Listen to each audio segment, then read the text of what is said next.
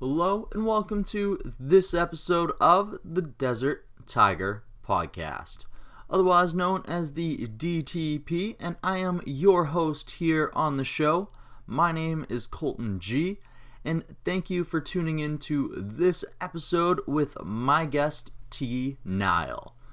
And of course, before we get there, we have to take a quick moment to go ahead and thank those of you who went and checked out episode 54 featuring R&B singer Sandra Boza. Looking at the stats, I saw that there was a couple subscriptions that were pulled in after that episode, so it looks like quite a few of you enjoyed that. I got some positive feedback on the episode. There was a lot of emotions being dealt with in that one, so a lot of people were very positive, said it was very inspiring to hear Sandra's story and her overcoming of her addiction, her recovery, everything that we discussed last week. If you guys missed that episode, you know where to find it. It's in our backlog, just as well as 53 other fantastic episodes featuring amazing guests for you guys to go ahead and check out. But of course, you probably want to do that after you're done listening to this one. I also want to go ahead and shout out those of you who shared last week's episode on your social media, because I've said it before, I'll say it again, you guys actually don't know how much that helps the show grow, and thank you so very much. Like I said at the top of the show, today's episode is episode 55, and we are featuring my guest T.Nile here for this episode. T.Nile joined me to discuss her upcoming album that's going to be dropping in April of 2019 entitled Beachfires, and the first single off of that album, which was entitled Note to Self. Funny thing about that, though, we ended up doing the Desert Tiger thing, where that's actually the last thing that we discussed. We ended up talking about so much, how she ended up getting into music, her dad, who was a one-man band musician, and traveling around with him, how her influences grew from there, starting out as a roots artist and actually winning awards from the Canadian Folk Music Awards for Best New Artist and the Independent Music Awards for Best Roots Song at some point. But she began incorporating more electronic feels and sounds into her music as her travels around the world brought her new inspirations. But more importantly, today we're going to talk a lot about mental health and healing. We're going to talk about losing people that are close to you, loved ones, and how that can affect you as an artist and as a human being. Beachfires is going to be T.Nile's first release since her 2014 album, Tingle and Sparkle. And T herself wouldn't necessarily call the time between the albums a hiatus, but she would definitely say that it was a necessary growing process. And later on in this episode, both me and T are going to agree that the theme of today's episode probably is grinding your way through those tough moments and realizing just how much they create and build who you end up becoming. And of course, we're also going to touch on the therapeutic power of music and how it can help you deal with your emotions and feelings, not only as a musician, but as a listener. So of course, this is going to be another one of those deep episodes. We've started off 2019 pretty serious here on the DTP, but you won't catch us running away from it, because sometimes you have to fight through the dark in order to see the light. And with that being said, I think it's time that we set the vibe for this conversation with T.Nile's latest single, this being the first track off of her upcoming album, which is dropping in April of 2019, Beachfires. This is entitled Note to Self.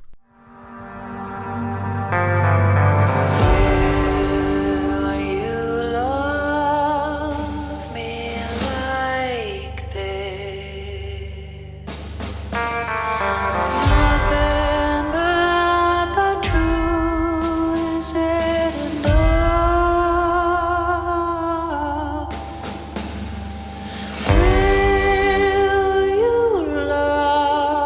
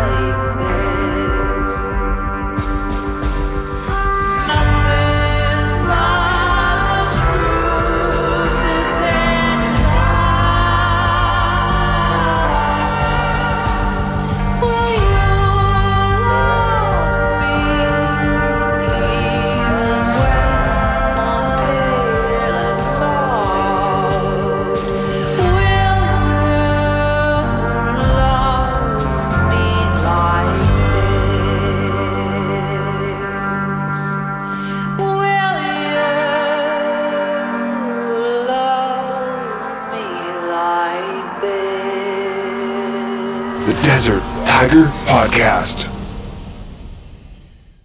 We are here with T.Nile. How is it going on this beautiful day? It's good. I'm pretty glad I have a roof over my head right now. It's kind of pouring outside, and we've got a nice cozy fire. Ooh. And my Pendleton blanket, I'm feeling very chic, you know. Yes, very, very cozy from the sounds of things. I like it. I like it. It's a good way to do an interview, I feel. Definitely. No, it's a typical December day in BC.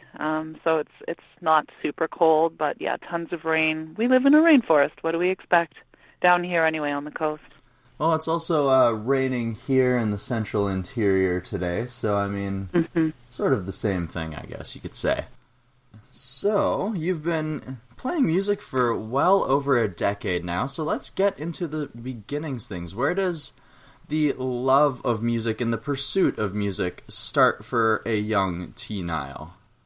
Well, I guess I was sort of born into music with a family that was very much passionate about music, and it only, with hindsight as an adult looking back, I realized, that's not everybody's childhood, but for me it was just normal. Mm-hmm. Both my parents played multiple instruments and had a musical education as well in their own ways. My dad was a musical instrument builder. My mom studied music actually at VCC in Vancouver in the 80s, and they were just really passionate about a lot of different kinds of music. In particular, when I was young, they liked a lot of Cajun music and Celtic, reggae, Dixieland, old-time Dust Bowl folk, blues, kind of like a lot of the stuff that's called roots now. Mm-hmm. And they just would play music every night, and for me that was just normal life. So I guess I got into it because it was around me all the time. There was always lots of instruments everywhere. And then a little later on, my dad started his one-man band where he actually built a proper, it was like a little music machine that he played all his instruments in, and he would take it on the road. And I accompanied him a number of times, eventually sort of doing my own act, next to him. But yeah, that's where it started. And then as I became more of an adult, went into my teens and into adulthood, I guess sort of I found my own passion for music, but it was informed by that, I guess. And at a certain point, I just I went to my first year of university, and I studied humanities, and by the end of it, I was just feeling so wrong. Something felt so wrong, and I remember going to a guidance counselor, and he helped me figure out that what I really wanted to do was music. And so then I dove in, and I have not really looked back, working on it, and it's really kind of, I think, I remember someone telling me about this poem by Rilke that talked about how you have to ask yourself in the darkest time of your night, I'm paraphrasing here, would you die if you did not do that? This thing and if you wouldn't die, then you probably shouldn't do it. And I don't think death is like a literal death, but it's like almost like a spirit death. Mm-hmm. And I think at a certain point, I realized, I do this because I have to. It's kind of what keeps me sane or something. So yeah, that for me, that's what music and writing and creating is. It's just my lifeblood in a way, and I do it no matter what. But it's pretty cool to also be doing it as a profession as well. Definitely, to be able to enjoy the experience of sharing your experiences in music with other people is a wonderful thing to do. Yeah, no, it's great. It's great, and that's the other part of it, is that for me, I really love that moment. So it's not just about the music. I'm glad you said that, because it's also about the communication that's possible on a completely different level when you're conveying something musically. It's I think. Is it Nusrat Fateh Ali Khan? I mean, this has been said many times, but he was one of my favorites back in the day when I really got into Indian music. I think he's Pakistani. But he said, music is a universal language, and it really is. I mean, you can listen to music with any language or even instrumental music, and there's still a communication happening. And I think that whether you realize it or not, music is always in some way therapeutic. because it speaks to a part of us that's so ancient and so deep that language and even the different forms of communication that we have wouldn't necessarily reach you in that way. And I'm just fascinated by that, and it's both a passion, but also for myself, having had, everybody grows up with various different forms of trauma, everyone's got their own stories from their past, and for me, like writing and music has been a way for me to understand things that and make sense of, and kind of things that have happened in my life and that continue to. It's almost like taking, the cliche of turning coal into diamonds or lemonade out of lemons. I think sometimes music allows you to kind of do that with the hardships in life.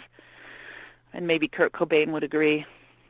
Well, I can definitely agree with that sentiment as well, because sometimes, and it's not even if you, the artist, because like when you're expressing that emotion, you have a certain feeling that you're trying to get out or express, but the listener, whether or not that is what they get out of it, they're still going to get out something that maybe can help them through whatever it is they're going through. 100%. That's the magic of it. That is the true magic. It's what you just said, is that it's so much more than what the artist ever intended. It's also the interaction with whoever's experiencing it. To me, that's just the mind-boggling thing with all forms of art, that it's as much what the person who created it, who's often, I believe that, and I'm not saying this from like in a religious sense, because I'm not religious, but I do believe that as an artist you're channeling something, and it's not even really coming from you. I think we all dip into this creative source somehow, and I mean, you hear it all the time, but that's been my experience. Anytime I'm creating on some levels is like a creative field of energy that you kind of just like allow to pass through you, and then you just kind of, your job is to capture and to kind of catch it before it escapes and sort of hone it and stuff. Yeah, so it's really cool. So are you a musician yourself? Yes, I've unfortunately had to take some time off since I moved. I injured myself before I moved, and I was forced to. I broke my wrist, so. Oh no, that's big. Yeah, you got to let that heal. Are you doing any kind of physio? Make sure you do. Yes, I stretch say it from out experience. Daily. Yeah, you need to. I mean, if you don't, it heals all messed up. I'm glad you're doing that. But so what's your main creative outlet? I mean, obviously you're doing podcasts, which is creative. Right now, it's just definitely with the podcasting is one of my main creative outlets, and this allows me to express in a different form. I am starting to play music again, and I am hoping to get in the writing shape very, very soon once again, so that I can add that to everything. And I'm just trying to stay as busy as I possibly can. Yeah. Well, doing a podcast is a lot of work, and kudos to you. And I'm glad to be here chatting with you. It's a pretty neat. I love podcasts myself. I love podcasts. I listen to a bunch of different ones, and I go in and out of it. But to me, it's such a neat form, and it's kind of one of my dreams I'd like to do. But my ambition far exceeds my ability to accomplish. I always have probably 75% of the things that I'd like to do are just more. I'd need 5 of me to do everything. I'm sure a lot of people relate to that, but it's on a long list of things that I'd like to do is do a podcast. It's pretty cool. Have you heard Alanis Morissette's podcast? I can't remember what it's called. Pretty fascinating. Not heard Alanis Morissette's podcast, but I need to look this up immediately. Yeah. It's quite interesting. It made me kind of feel a little bit crazy after listening to maybe 2 episodes, but she's fascinating. She's a fascinating person, and she's so much. You can kind of hear when she's talking, you're like, oh yeah, no, this makes sense. I can totally see this person writing those songs. But she's also done a lot of growing, because she became famous quite young, and I think it was pretty hard on her. And so she's had to grow a lot. It's a really good, she tells a lot of good stories, and she's kind of pretty wise, but she's also hyper-analytical. I'm also very analytical, so maybe it's just seeing my own reflection and going, oh, that's a bit much. But yeah, she's great. I recommend it to people. It's one of the interesting podcasts out there. I don't know if she's still doing it, but she was doing podcasts, and they're up. Even if she's not doing it, I'll have to check out the back catalog, and Yeah. because that just sounds like a amazing listen for sure. And that's just it for me. Like when I broke my wrist, I think it was 2 to 3 months in, and I was going crazy because I had no creative output at the time, and that was just it. It's like, how can I continue to support the art scene and still be creative? And then I too was just like a huge fan of podcasts, the history of new music, and like CBC's Q, and like all these different programs, and I was like, well, why can't I be doing that as well? Good for you. That is so good. I wish more people thought like that. It's like we all can participate. And we live in a world right now, that is one of the blessings of the way that things are right now. Even though there's many challenges in the new kind of whatever you want to call it, the world that we live in right now. But that is one of the blessings, is how many platforms there are. If you have an idea and you want to share it, you can. And it doesn't take a ton of money. It just takes a little bit of, you can also find out how to do it through these same channels, because there's a tutorial for almost everything, including probably how to breathe. Well, definitely how to breathe. That was meant to be a joke, but then I realized, of course, there's all these yoga kind of things. But yeah, no, there's a how-to for everything. So you could build your own house. It's as if you have the motivation and intention, you can really pursue anything at this point in time. And so that's it, is you can go onto YouTube and you can look up how to do pretty much anything, like editing videos or even audio or all these different things, where even 20 years ago you had to dish out thousands of dollars to go to school for. Absolutely. And it's funny when you see, my creative partner who I recorded and produced and wrote the most recent album with, his name is Sadowik, and he has a channel. So it's been interesting because I used to go to tutorial channels, but I didn't really know anyone that was a YouTuber that did that. And that's what he does. And it's interesting because there's all these schools that teach what he teaches. He teaches mostly Ableton. Do you know Ableton at all? Yes. So that's his main thing. He's like the main Ableton tutorial person online, in to the point where Ableton actually like trains their new employees with his videos and send when people call for help, they send them to his channel. But he's teaching stuff that you can take a course and it costs you like, $10,000 a month, or you can just watch his channel. There's 1,000 videos there, and you can teach yourself from scratch how to use Ableton and all the accompanying things. And so it's interesting. And I think that goes across the board. Not that a formal education isn't worthwhile. I mean, it's a different thing. You meet people that way. But yeah, there is a democratization of information right now that's pretty exciting. But there's also always a downside. But it's great. Anyway, I'm grateful to be here on your podcast. I went and listened to some of your back catalog, and you've got some great stuff on there. So. Well, thank you. I'm going to be a new fan of your podcast. Well, thank you very much. Not just because you had me on there. And I'm very glad that through this venture that we were able to meet. Yeah. It's just crazy how these sort of doors open up, right? Absolutely. And so if I were to come through the Kamloops, would you come out to my show? Absolutely, I would. Great. Well, I hope you do, because I'm pretty sure I'll be playing in Kamloops. We're going to be doing a lot of touring. We've got first tour is probably going to be in April with the album coming out in early April, and then going to do across Canada. We're going up north. We're going out to the East Coast. I've never been to the East Coast before, so I'm excited about that. Hopefully some touring in Quebec too, because my mom's from Quebec, and I've not really been out there. So it'll be interesting. I'm just like brushing up on my French. My French is quite rusty, but it was actually my first language. And then we're going to be going out in the fall. We're jumping across over to Europe. We're just going to take a big, gigantic jump with the help of an airline. Yeah, it'll be fun. I'm excited. One of my favorite parts of the job is you get to go places and play for people all over. Yeah, it sounds like you have quite the itinerary ahead of you here in 2019. So, I mean, there's no reason not to be excited.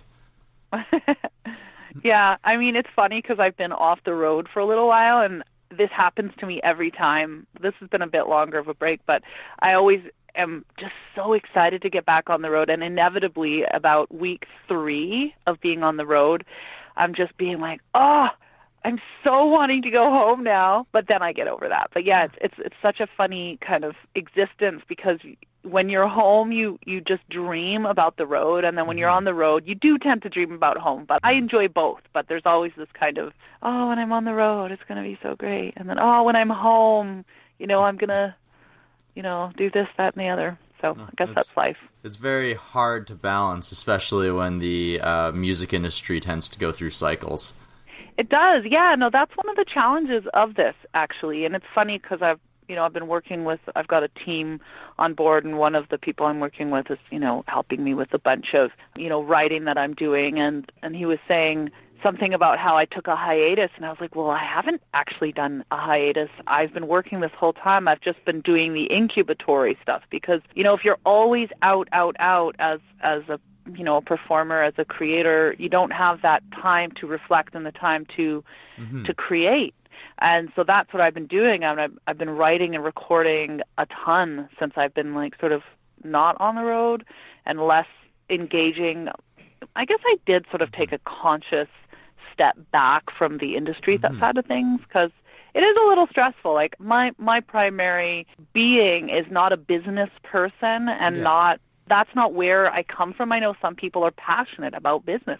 I'm not. In order to make a living as a musician and as a writer, you have to kind of be a business person, and it's tough. That's hard. And maybe that's why I'm not rolling in dollars right now, because it's never been my focus. But I'm learning to just accept that is part of it, and it's been great this time around. I do have a pretty nice team that I'm working with, so I can delegate, and it's not necessarily going to be easier, but I feel like my energies can be focused more in where I'm better, which is in the performance and that realm. But we'll see. We'll see what happens. We'll try to talk in a while. I'll tell you. 6 months or a year. Yeah, and that's part of the process that a lot of people don't really expect, is that at some point you have to realize that you are branding yourself. You are pushing yourself as an image and everything else. And a lot of people maybe aren't ready to step into the business aspects of the business yet, when they're primarily artists. It's really tough, and I think some people take to it much more easily than others, and I'm thinking out there in the world, I mean, some people start as they want fame or they want money, and then how can I get it, and they're looking for that. And I mean, I hear, because when I'm talking to kids in high school or elementary school, and a lot of people's goal is I want to be famous. And it's funny because that's kind of putting the cart before the horse, but for some people it works. I mean, look at a lot of the heroes, the quote-unquote heroes, someone like Kylie Jenner, or I don't know, she just is the first person that comes up, people that are just famous for being famous, and that is kind of one of the ways of the world right now. I don't know how much that has to do with art. I think I'm off on a tangent. I'm where did I start? No, I think it's just dealing with that aspect of things is challenging, but it is a privilege, I think, in a way. I will say, I mean, I work super hard at what I do, but I still feel privileged to be able to make art and have it heard and be able to do this as my main thing. And I have made a lot of sacrifices, and, it's a different kind of life than maybe some people would want. So when I say privilege, I don't mean I'm sitting here like a princess. However, it's still just a wonderful thing. But I think if any of your listeners are listening and contemplating taking on a career in the arts, you kind of have to prepare yourself for things that you might not want to do, but that are essential. And I think, but that goes for any career, so it's really not that different, I guess. It's just the whole security aspect is probably the one that's the most challenging piece, I think, which is especially now in a way. And I'm not a music historian, but I, know a little bit about, the history, and things have always been challenging for artists, and I wouldn't say that they're necessarily that much more challenging now, but they are different. And, for a period of time, people could make money selling albums, and that is pretty much gone. Yes. And so just the revenue streams are, you have to figure it out, and it's not easy because they're just shrinking. It's a shrinking pool, shrinking. But it isn't shrinking for certain types, and kind of I was just talking about this with someone like a couple days ago, just how the same thing that's happening in the world is happening in the music industry, which is that the wealth is being concentrated in fewer and fewer people.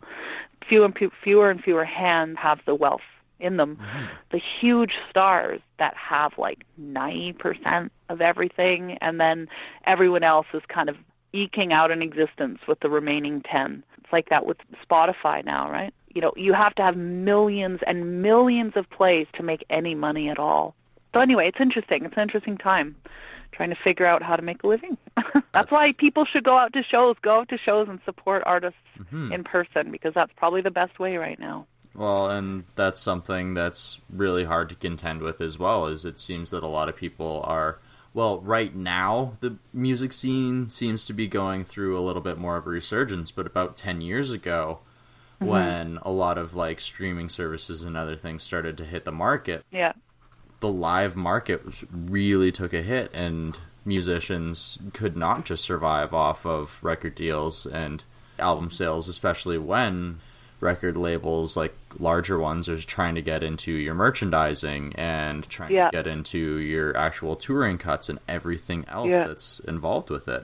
360 deals, I don't know what's happening there. I mean, I think the whole record label dream, record labels still have a role. They absolutely do. More and more, it's like, unless, I mean, I'm not an expert in this, and I feel like I've kind of dropped out of even thinking about this for about 3 years, so my information's a little stale, although some more stuff about streaming I'm kind of learning more about, but like the current state of streaming. But with record labels, I mean, they definitely, the thing is that most artists at a certain point in their career are going to need a team, whether it's a label or it's people that you hire on individually, and labels still do a pretty good job at certain types of artists, but I think, like, for me, I don't fit into a category very easily, and because my creativity is not bound to one specific genre that's easily, marketable.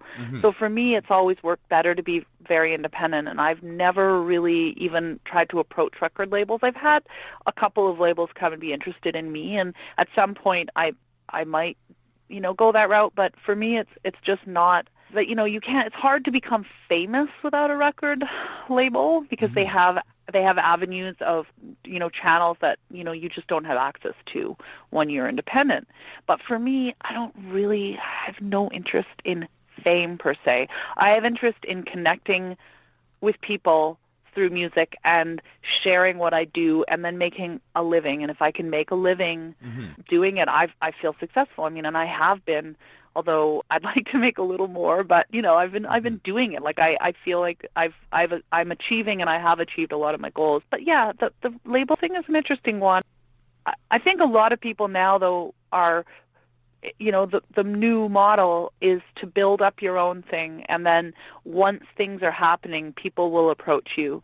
And trying to approach, like, almost any industry when you don't have any track record is setting yourself up for either being taken advantage of and or just complete flat-out rejection, because there just isn't, there hasn't been for quite some time, a whole lot of money for development. So you have to develop yourself, and that's what people do now, and it's a lot of work.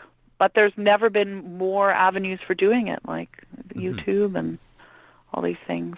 Well, it is the opportunity to build a little bit of a track record and get some of a following is definitely more existent. It's just that, like, there's less will for risk to go in on someone who completely has no idea what they're doing or is completely fresh and has absolutely no following.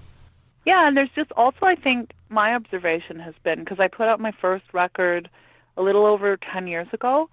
And what I've seen is that, and I've even noticed this in my own, like, listening habits, that music is so ubiquitous, it's so everywhere, it's so easily accessible for free, that there has been this kind of loss of value in a weird way to music. It's like not quite as special. There's also so many ways of entertaining and engaging with media now that I think that it is, I'm going to say I think it's harder to actually be heard now. Even though there's all these avenues to get your stuff out, to get any kind of connection with people is maybe a little harder. And I don't know, I wish, it'd be so interesting to hear back from, some of your listeners and hear what their experiences. I don't know what your fan base is, but are they musicians? Maybe some of them are. I'd be curious to know what people think. It does seem to me that it is just more challenging because people, people just hear a song on a playlist and they may or may not even go and see who it is, right? So that's the situation. When you're an artist and it's what you do and it's your lifeblood, these things happen and these waves come and go, and you'll do it like, in the words of one of my heroes from way back, Gillian Welsh. She wrote a song quite a long time ago, and it was called Everything is Free. And it was before things had really gone as far as they have. I mean, I think this was from the early 2000s. She's, in the lyrics of her song, she said, everything is free now, that's what they say. Everything I've ever done, gonna give it away. Someone hit the big score. They figured it out that we're gonna do it anyway, even if it doesn't pay. And then the whole song is about how she gets a tip job and she's working down at the bar and whatever. And that's the reality for a lot of artists is, yeah, we're going to do it even if it doesn't pay. But there's something that's kind of sad about that too. Anyway, I don't want to be too down about it all, but yeah, support your artists if you like them, because doing it full time is different than doing it and having another, all these other demands on your time. But it's also, like I said, it's a privilege, and no one owes anyone anything really. But at the same time, if you love an artist, don't take it for granted that they're always going to just make it, and no matter what, even if it's like donating to one of their crowdfunding campaigns, or like their Patreon, or going to their shows. So anyway, I don't know how we got so deep into this, but it's an interesting topic. Maybe it is. I wonder if anyone else is interested in this other than musicians. It's hard because there's so many other things going on that are occupying people's attention, and some people would argue that attention spans are smaller now. I necessarily wouldn't say that. I just think that there's more going on that's being thrown in front of them all the time. I agree. It's just your attention is split. It's not that you have less of it. It's just taken up by a lot more. And it's a lot of artists seem to be turning to singles as a method to like try and build hype rather than going for an album first, where rather than releasing one single and going to an album, they'll release 2 to 4 singles before they release an album. And they'll try and get like the play count high already off of that, just so that they can already like, oh, here's this hype and everything else. And yeah, I know it's kind of exhausting. It is the way things are currently. And I'm grateful that I'm not having to do it all alone, because I probably, I don't know what I would do. Having a team is also very beneficial because, like we've mentioned earlier, is sometimes you're strong in certain categories, and sometimes maybe you're not so strong in knowing how to word specific things that you're putting out to the media or on your social media, or else whether it comes to advertising or anything else. Like, some people are better equipped to do that. It gives you more time to focus on the art. Yeah, and it's also about like the connections that people have. So, for example, one of my team is out on the East Coast, one of them's in Toronto, and then I've got some people out here on the West Coast, and everyone, each person has their community and their sphere of influence and their expertise. And it took me a while. This is the first time that I've had a team like this, and I put it together with the help of a friend who's like a really amazing manager. She's not my manager, but I've known her for years, and she stepped in and helped me to build the team. And I'm just so grateful for that. But yeah, this is the first time I've done this, so it'll be interesting to see what the results are. I mean, I've worked with, 1 or 2 people kind of thing on an album release. This time I've got 6 or 7. So yeah, it'll be interesting to see. And I'm just really, more than that though, I'm excited to connect with people through the music and get out there and play. I've actually taken almost a whole year off of performing. I was writing and recording, but I have not performed. So that's the longest I've gone without performing probably since I started playing music.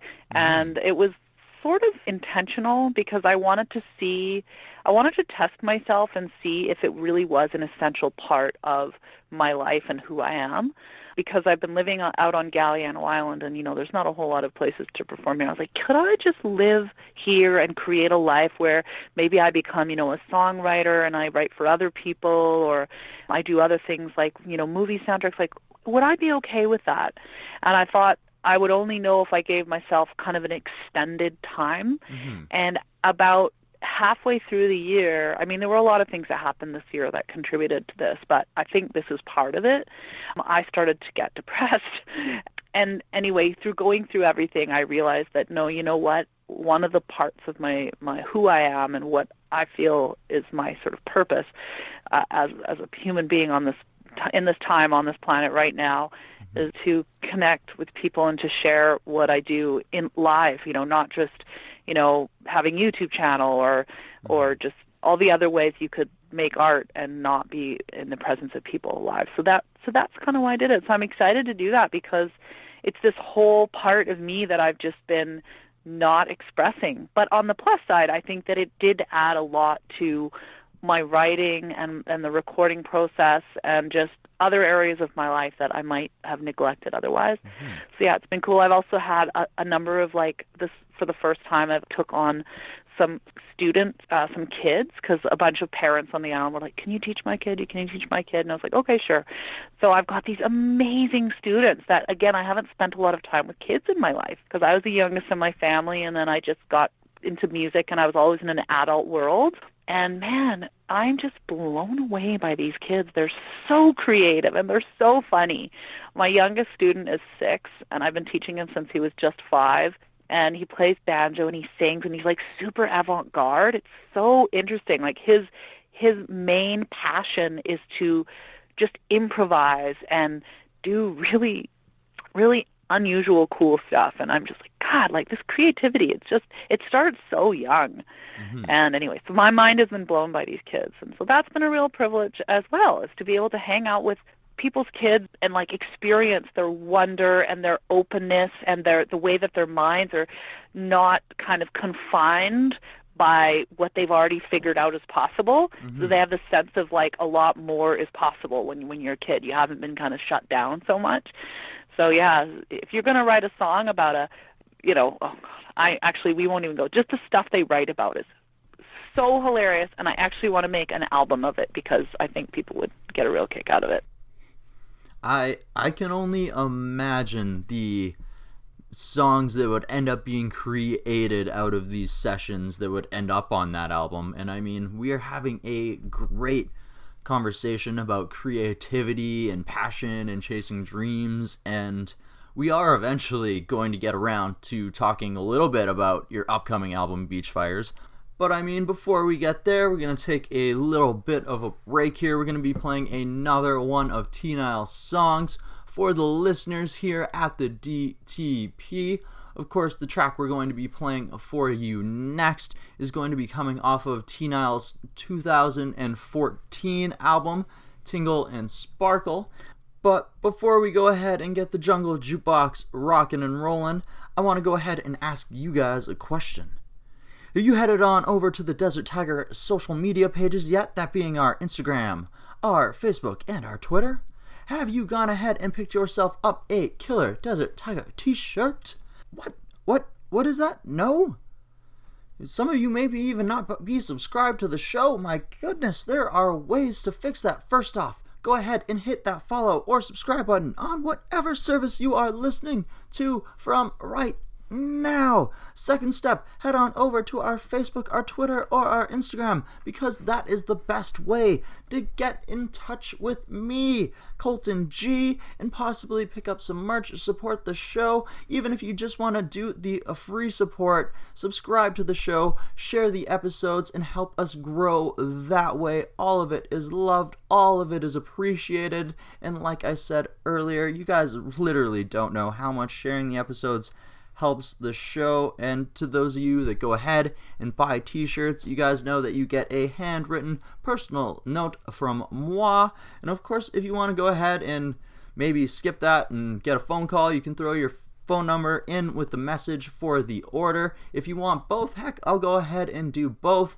With your order of t-shirt, of course, you're going to get a couple other goodies thrown in there as well. You know, some stickers, maybe some CDs from past guests, maybe my past band, Almost Alien, whatever I have kicking around. We're also looking into pins. We're looking into hats. We are looking into, literally, let me check this book right here.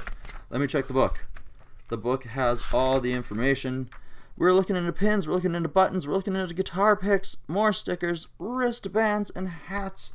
All sorts of stuff, you guys. We're going to be kicking up the store a notch real soon for you all, so you can rep Tiger in style. Okay, let's get this jungle jukebox a-rockin' and a-rollin', and this song is called Runnin'. Running away from right now, right now, right now. Running from yourself, running away from everything is right now. Everyone is here. The road is my home. The road is my home. The road is my home. Away from the life I've known. New faces, new places. Tingle and spark again. Glowing my cheeks again. Running into you, running into right now. Now I could be anyone. Driving home. We never fall down. We never fall down. We never fall down. We never fall down. We never fall down. Hold on to each other.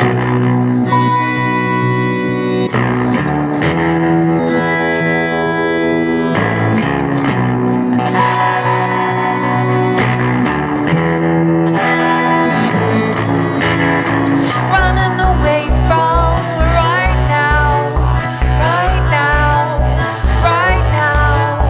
Running makes time pass. Everything is right now. Everyone is here. The road is my home. The road is my home. The road is my home. I'll be with you tonight. Running from this sleepwalking town. Glowing my cheeks again. Running into you, running into right now. Now I could be anyone. Driving home. We never fall down. We never fall down. We never fall down. We never fall down. We never fall down. Hold on to each other.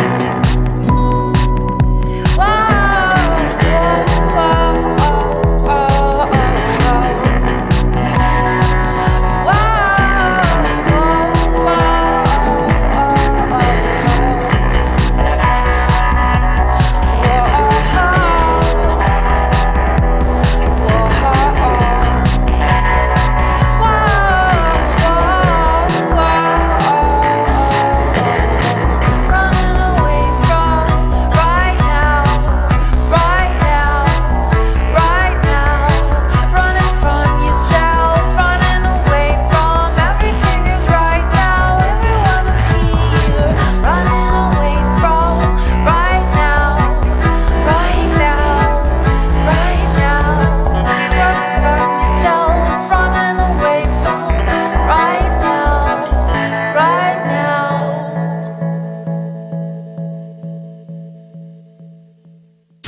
The Desert Tiger Podcast.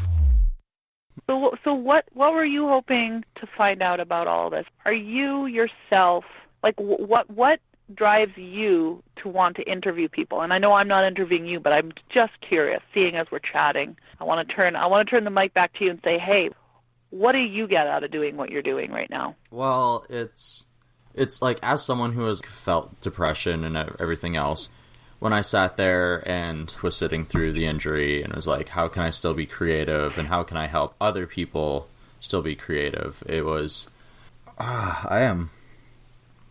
tingles. I felt that, yeah.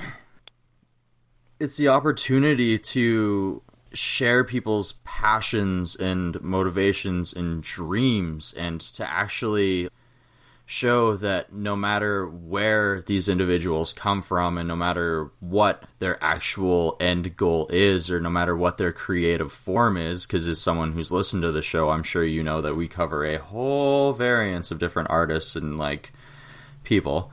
So it's like, I'm just trying to encourage anybody that maybe could hear that and realize, wow, if this person had all these things going on and they still were willing to pursue this, and maybe also give someone like a different perspective or mindset as well, because we were just saying, like, with you teaching youth, they're very open because maybe yet they haven't had that feeling of where they've hit in the expectation of the rest of the real world, and they haven't started to cap their creativity.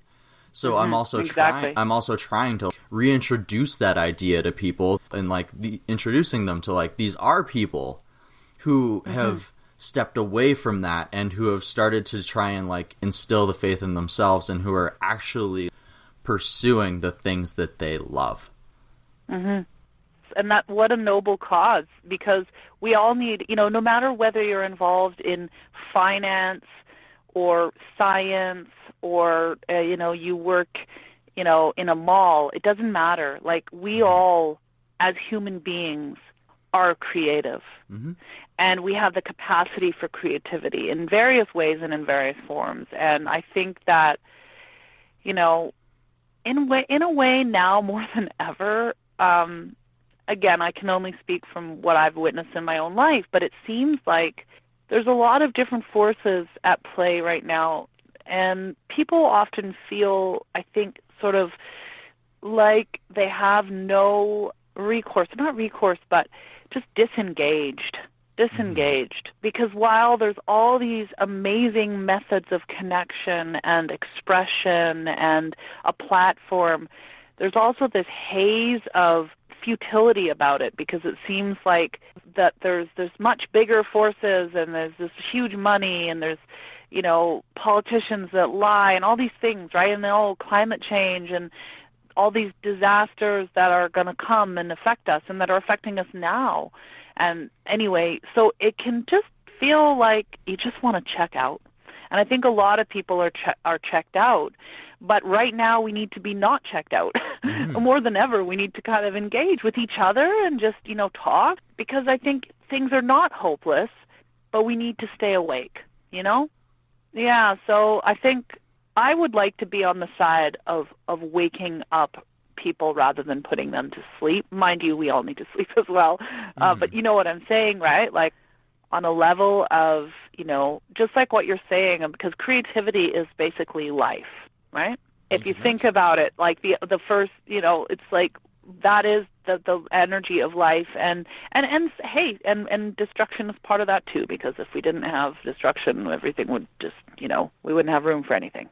So it's that ebb and flow, but the sense of limit that we end up both self-imposing and having kind of put on us in various ways through our life, we can shake those off. And I think your podcast of featuring different types of creatives, and by the way, I really relate to that, and I'll tell you after why, but the fact that you're doing that, I can totally see how that would be an antidote to feeling maybe bummed out about, your injury, or you move to a new place, and you're sharing a gift by giving an opportunity for long-form discussions with creative people and sort of showing them to the world, to your audience, in the whole of their being.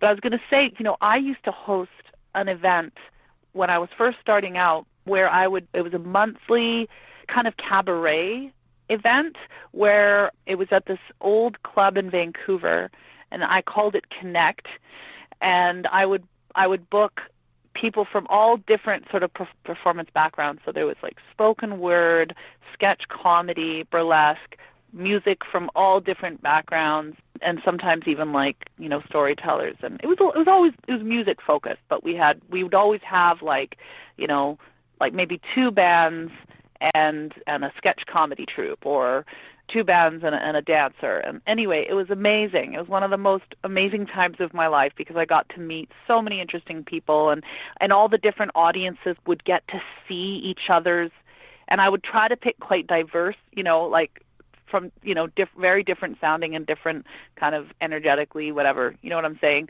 Just different types of acts, and so the audiences would be really different, and then they'd all intermingle, and it was just great. It was such a cool event. I met so many bands that, aren't, some of them are huge now, that played there, some of their first gigs, and anyway, it was a lot of fun, and one day, if I do choose to settle down at some point, I have a dream to kind of host, touring musicians in a house concert setting, because I played so many, and those are also wonderful. The energy you can get in a house setting is so much different than the environment that you can get in a club or a coffee shop or something else. It's wonderful. I'm getting involved with this house concert series that was put together by Dan Mangan. Yes. I think it's called Side Door. Anyway, but he's one of many different sort of people that are helping to build the house concert network in Canada, and also, I've done house concerts in Europe and the States as well. But yeah, they're wonderful. And I used to kind of dismiss them before I'd done them. I thought, it's kind of like, I don't know what I thought. I just didn't think they were going to be that cool. But they are so cool, because you actually end up, I think it's at the root of like how we as human beings have been experiencing music from the beginning, right? Because it's like around the fire almost, It's like a smaller group of people. It's not usually more than like 50 people. It's max 50. And a lot of times food is involved. So you have food and music. It's in someone's house. I use a bit of amplification because I play like a mix of electronic and acoustic. But I have done simply acoustic also, which is really amazing, where there's not even any amplification. And, it's just you, and you're basically singing and performing and within line of sight, like everybody that's there, you can see them and they can see you. And then after, you can chat with people and meet everyone in the room, because there's not that many people. And it's a really special way to do things. And I'm grateful now that that's kind of one of the, out of all the sort of performance modes now, that's one that's really still growing, because I think a lot of clubs are closing down, and because again, people like to stay home and watch their whatever they're watching, whether it's Amazon Prime, Netflix, or everyone, this whole thing we were talking about before, with there's so many ways of entertaining, that music is less valuable in a way, or perceived as less valuable. Yeah. So yeah, house concerts are great, and I'm definitely going to be booking some house concerts for this next round of touring. And the other thing is that people are okay with paying like, $15-20 for a ticket. And a lot of times they will buy some of your merch, or buy a CD or album or vinyl, whatever, because they're right there and they see and they want to support you. And the focus is not drinking, whereas a lot of clubs, it's all about selling alcohol, essentially. So it's not necessarily about the music. So, yeah, it's one of my favorite ways. Festivals, small theaters, house concerts, that kind of stuff. That's my jam. I love it. And, yeah, clubs are fun. When I've done, dance music and stuff like that, and it's a whole other thing, like getting an audience going and dance. A lot of fun as well. But where I'm at right now, I'm more into the sort of listening scene. But my collaborator, Sadowik, was like a dance DJ in the trance scene, and so he comes from that background. So it'll be interesting. We're doing a live setup together. Oh, nice. And I have a feeling we're going to have several different performance kind of setups. One is with my full band, which is a 5-member band, and then I have a trio, and then I have the duo. And right now I'm doing the duo with him. And then I want to do one for like the house concert set, and then the club set. And I definitely want to do something, because of the way our music is. I want to do some shows that are, because we basically do a mix of live and electronic. And our thing is that we'll do live improv with electronic and live, which I don't think a lot of people do. And so I want to do a set that's like that. We're going to be potentially playing at some electronic festivals. So I'm looking into having a set that's kind of improvisational and sort of almost like live remixing, but with live performance and singing rather than samples on the singing end. Anyway, it's going to be cool. There's a lot going on. As I said, I tend to be a bit ambitious, but it's exciting. Yeah. Sounds man. so cool. Yeah, it's truly, every day I'm excited to get out of bed, but I wasn't, when I didn't have all the goals that I have now and everything going on, I was a lot less excited to get out of bed, let's just say. And yeah, it's been a hard year. Someone close to me was very sick, and some things happened this year that, so like I said, the depression wasn't only about not performing. It was a bunch of things. But coming out of it, life is definitely worth living. So normally, sometimes it is a collection of things, and sometimes it takes a while to see the other side of things and the beauty that you can create out of those situations. Very much so, yeah. Without, as we were talking before, maybe this is a theme that comes through our whole conversation, which is that there's going to be dark and light, and they kind of exist together. And so as difficult as those times are, they're also just very much a part of life and a part of being creative and just living.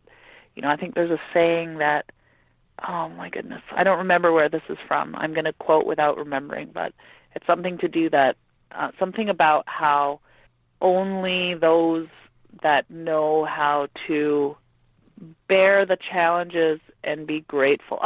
You know what? I'm not going to botch this. I'm going to just try to explain what I mean, because I'm going to botch the quote. But it's just that, in life we are given varying degrees of very, very difficult things, and that is just the base level of life. Like, you don't get to live without having those really hard times, and some people have much harder times than others. And one of the things that we get to add to that is how we interpret it. And sometimes even that is taken away from us, because with mental health, sometimes you don't necessarily, you can lose the ability to choose. And that's something that happened to me this year for the first time. I went through a period where I was so depressed that I actually, because in the past I've kind of been, in quotation marks, depressed, and I could kind of positive think and, work out more and drink more water and just kind of pull myself out of it. But this time I actually needed help.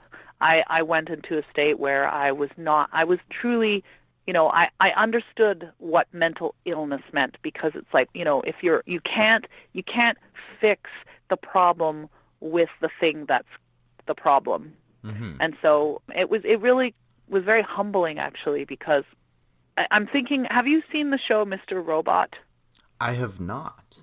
Well, I hesitate to recommend it, because we all should be doing more interesting things than watching TV, but at the same time, damn, it's an interesting show. I've been binge watching it lately. But in the show, it stars someone who has some mental health challenges, and it's so fascinating because on so many occasions he thinks that he's experiencing something, but it's his mind kind of creating it, and it's exaggerated, and it's totally made. It's a Hollywood thing, right? Not Hollywood, but it's dramatized. It's accentuated. However, it does kind of represent something that I think a lot of people will kind of relate to, and that whole idea that, sometimes, the mind does go into places where you do need help. And this year was that for me, and I'm grateful again that I did. Some people came out of the woodwork, and I did see, someone professionally. Through a series of things, I was kind of brought out of that place. But when I was in that place, it was really dark, and I couldn't think my way out of it.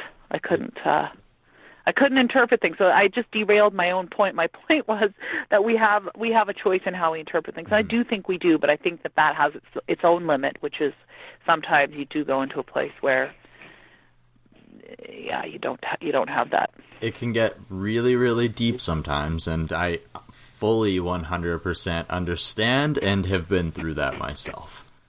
Well, I think it's part of the creative state, and again, that's why we need community. Community is so important. I think that's one of the things, and you can build online community. Undeniably, you can, okay? However, there's no substitute for face-to-face contact. You just have to do it. You just have to force yourself.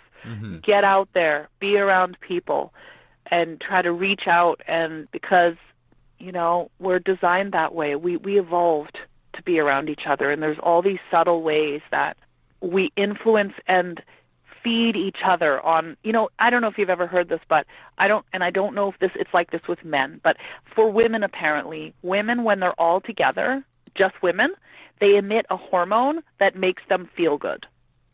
I'm thinking if it's the case with women, I bet you it's just the case with people in general, that we all emit some different types of pheromones and different things that, like, we kind of need. It's almost like food. Like, literally, if we're not in the presence of others, even if our mind is engaged, our imagination is engaged, all these things, we are physical beings. We still need to be in physical space.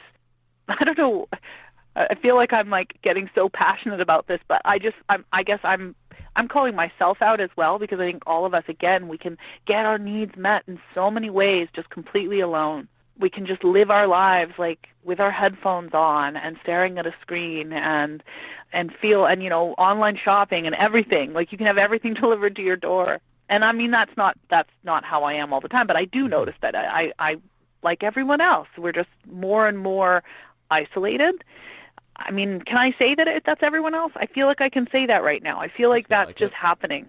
I think it's happening. And my grandmother about 5 years ago passed away. She was 94. And one of the last conversation I had with her, actually, not one of the last conversation I had with her in person, she said, I feel so sorry for today's youth because they're so isolated by all their technology. And, this is a woman that has lived through so much. That gave me goosebumps saying that, because I'm thinking, she really had a perspective that is,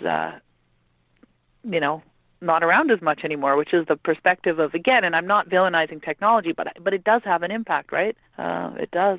And it's anyway. Not to villainize it at all. It's saying is those experiences are no longer being achieved in some forms, where it's... Yeah.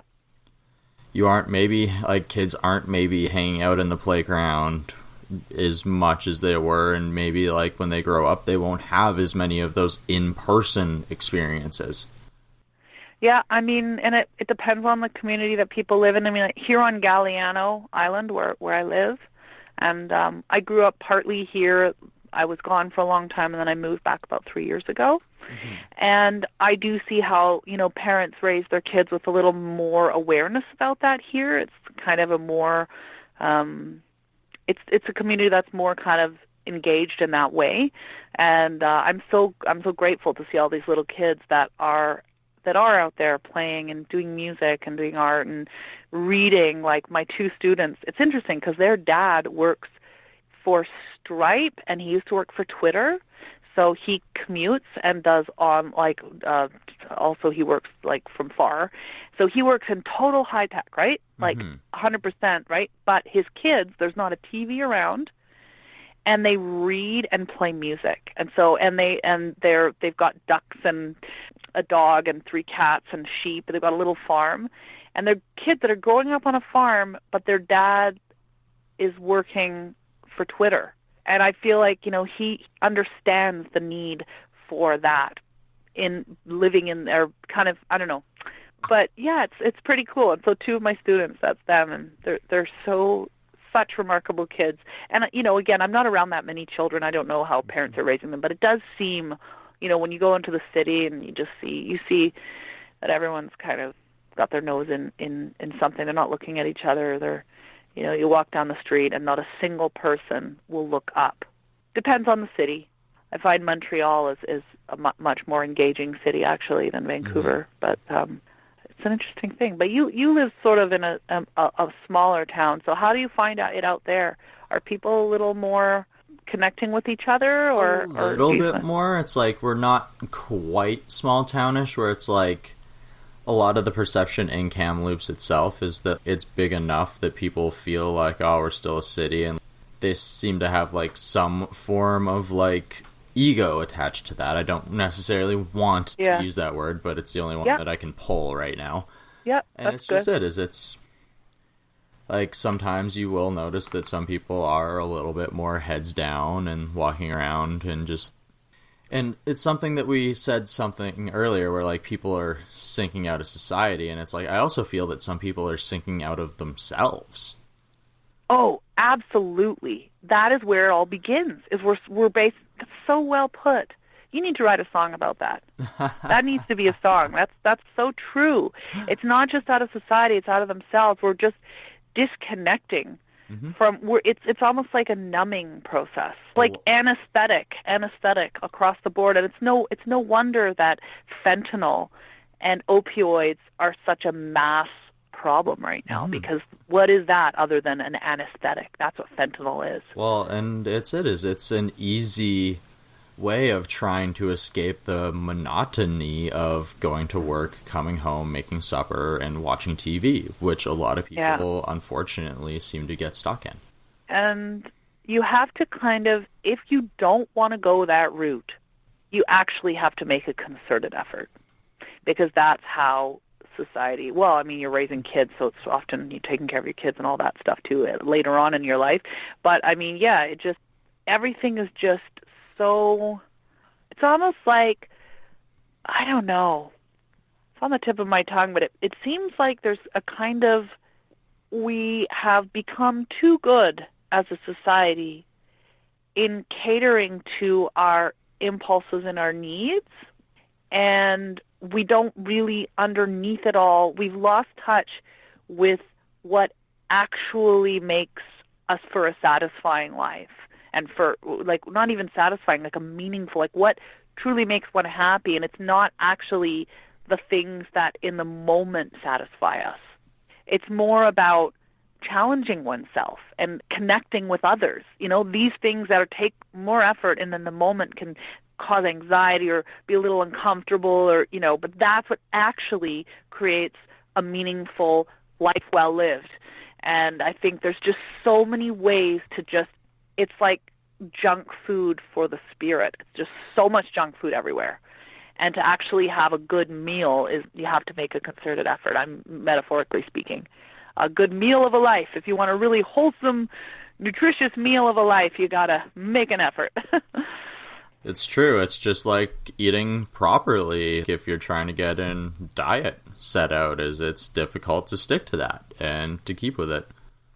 But it's worth it.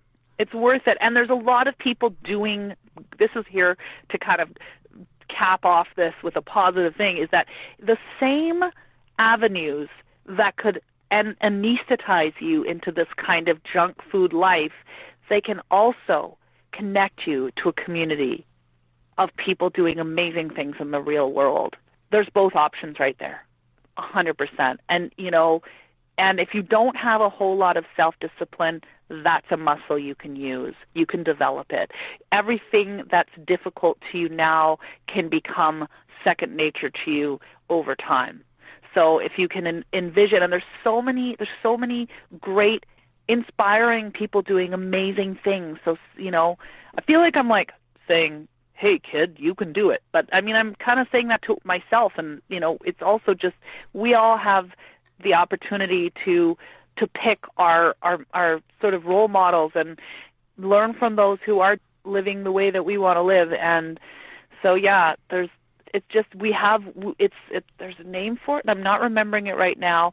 Well, have you ever heard the term affluenza? Yes. Yeah, so it's kind of like that, but it's something else. It's almost like too much choice, too many opportunities. And again, you know, we're very much speaking to a small portion of the world right now, because there's a lot of people that are still, you know, trying to just get water to drink and a shelter. Like, if we're thinking of the world population, that's not everybody. Yes. But in the sort of developed world and in the particular, you know, reality, which is our reality, we have a lot of choices and we have a lot of opportunities. And really, at the end of the day, I'm saying this as much to myself as to anyone else, you know, make good choices and make it matter, because it's just you get one shot at life, right? It's just is it, right? So what is it that, you know, are you satisfied with just being entertained, or do you want more than that? Do you want to have, and like what you're doing, see, you are an example of someone that is actually choosing to be a creative force rather than just a consuming force.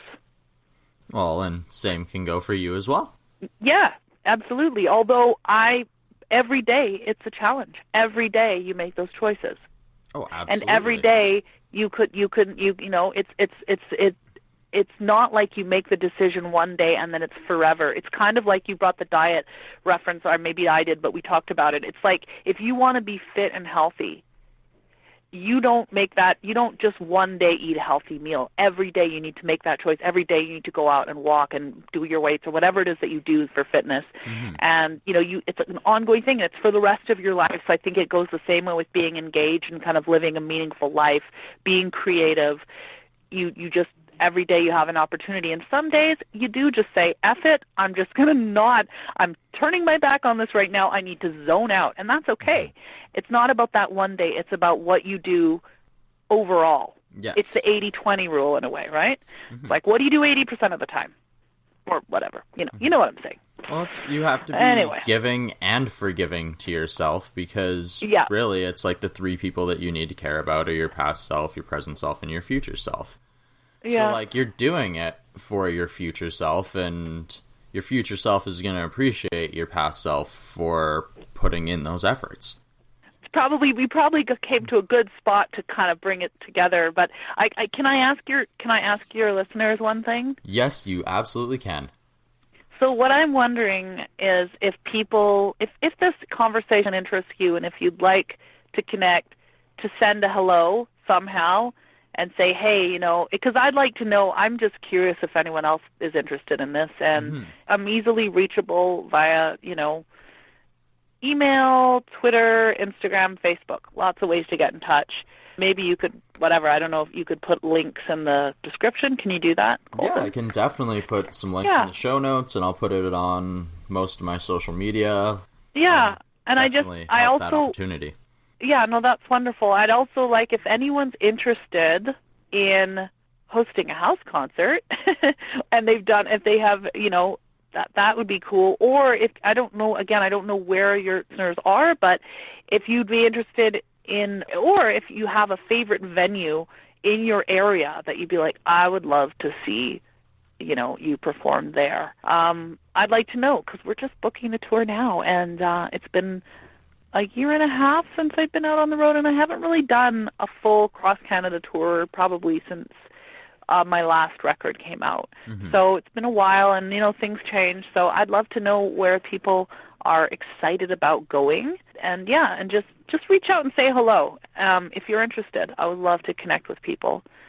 And it's been really, really great to chat with you, and I'm glad that I was able to. It was more like a conversation rather than just an interview, because I prefer that myself.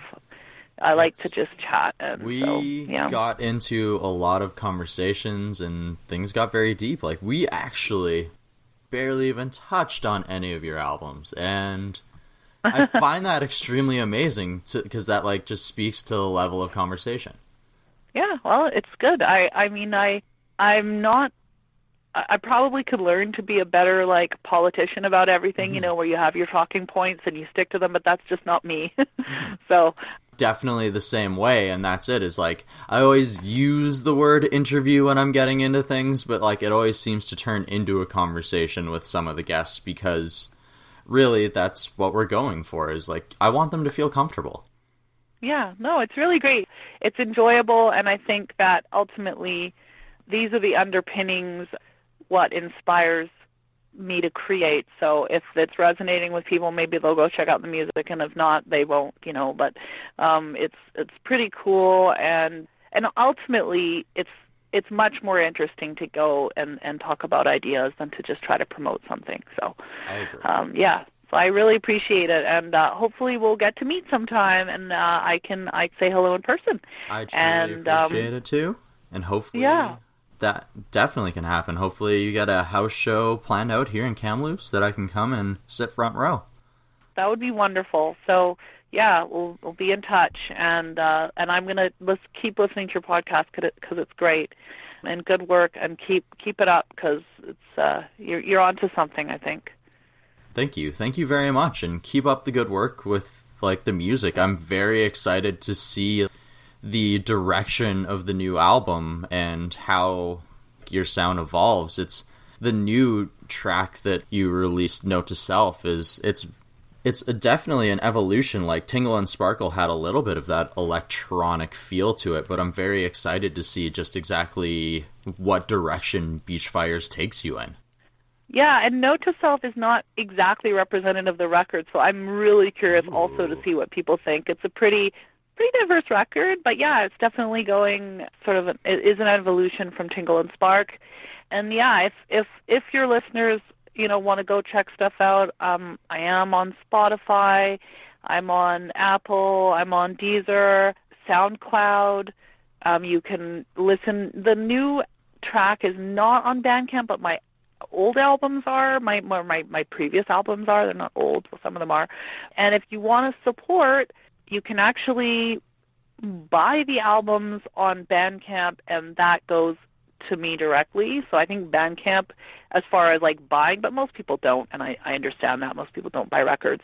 But actually, I was sort of opposed to Spotify for quite some time just because their payment structure is kind of unfair. But I've decided to just give it a chance. So I am directing people to listen to stuff on Spotify and check it out, see how things go, because you never know. Maybe the streaming thing will work out. It definitely seems to be a metric that is counted these days. So yeah, connect, please, people. If you're interested, come and connect, because I'd love to do that. Just know who's out there listening. And anyway, maybe we can chat some other time, maybe down the road sometime. Have another chat. I don't know if you ever have people back, or maybe we can just chat in person. That would probably be better. I've actually started to have a few people back, but is even if we can get the conversation in person as well, whatever works out, I'm excited for what the future brings. Likewise. We'll connect again. I definitely agree. Thank you so much for joining me today. It's my pleasure, truly. It was a great conversation. And I hope that you, the listeners here at the Desert Tiger Podcast, feel the exact same way, because unfortunately, that is the end of today's episode here with my guest, T.Nile, who I want to thank very, very much for joining me here on today's episode. I also want to go ahead and thank you guys, the listeners of the Desert Tiger Podcast, for tuning in to this episode and every other episode you've probably ever tuned into. Those of you who are subscribers, thank you so very much. Those of you who have yet to, I hope that you will consider hitting that follow or subscribe button, whether you're listening on Spotify, Apple Podcasts, listening on CastBox, whatever service you may be using. We hope that you are loving your experience here on the Desert Tiger Podcast while you listen.